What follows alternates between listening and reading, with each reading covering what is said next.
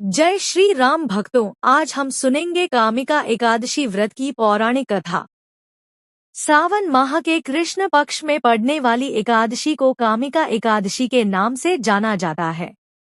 धार्मिक मत है कि इस व्रत को करने से जातक को सभी पापों से छुटकारा मिलता है और जीवन में खुशियों का आगमन होता है। इस व्रत की पूजा के दौरान कथा का पाठ जरूर करना चाहिए।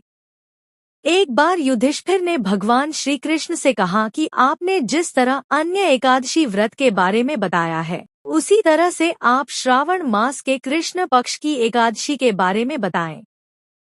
इस पर श्री कृष्ण ने कहा कि इस एकादशी की कथा और महत्व के बारे में ब्रह्मा जी ने नारद जी को बताया था।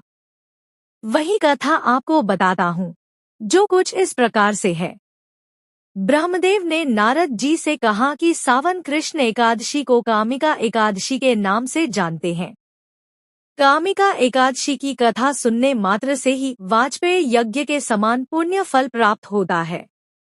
इस व्रत में चक्रधारी भगवान विष्णु की पूजा करते हैं।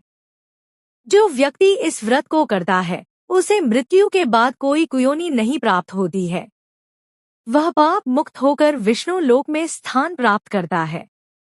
कथा अनुसार एक गांव में एक ठाकुर निवास करते थे। उसे जल्द ही क्रोध आ जाता था।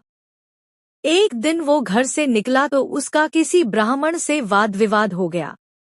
यह बात इतनी बढ़ गई, उसने उस ब्राह्मण की हत्या कर दी। बाद में उसने पाप और अपराध से मुक्ति के लिए उस ब्राह्मण का अंतिम संस्कार करना चाहा, लेकिन वहां के ब्राह्मणों ने उसे अनुमति नहीं दी। उस ठाकुर पर ब्रह्म हत्या का दोष लगा था।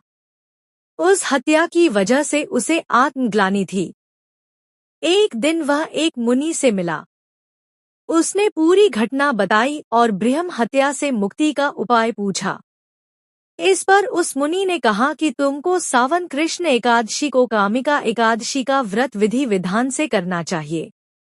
इस व्रत के पुण्य प्रभाव से तुम ब्रह्म हत्या के दोष से मुक्त हो जाओगे और तुम्हारे पाप भी मिट जाएंगे।